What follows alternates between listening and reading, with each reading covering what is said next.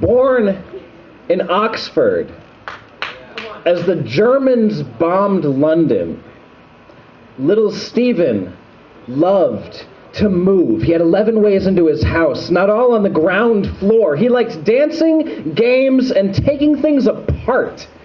They didn't usually go back together, but he wanted to know how everything worked. How does the radio play? How do lights work? Why are some stars blue? These mysteries still swirling through his mind when at 21, Stephen was given the answer to the ultimate question and told he had about 3 years left to live. But Stephen didn't care.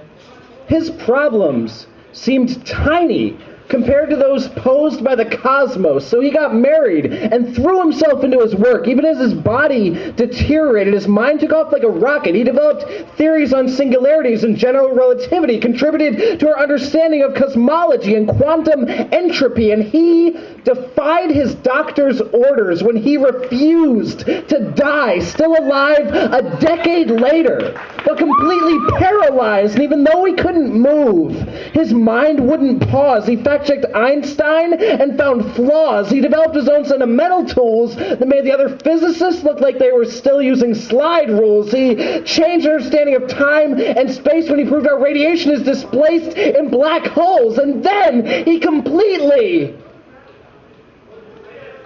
lost the ability to speak or any way to communicate. Black holes create massive gravity wells that absorb everything in their wake, allowing nothing to escape.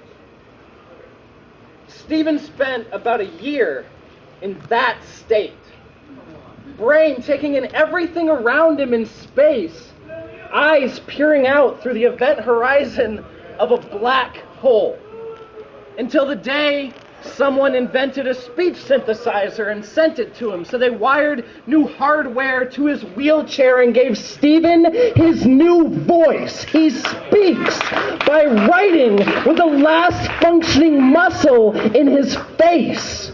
At 5 words per minute, he has written 5 books, delivered hundreds of lectures all over the world, continuing to travel and teach, to study and research, never giving up that search for answers, still alive now 48 years after that fatal diagnosis.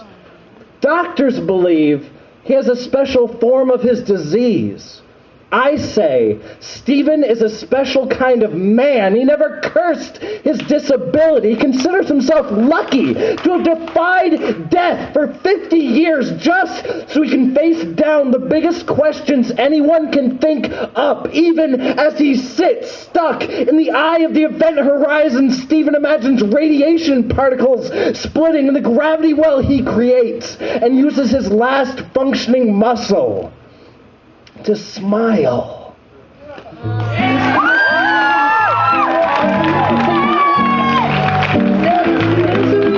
Danny Strack, everybody.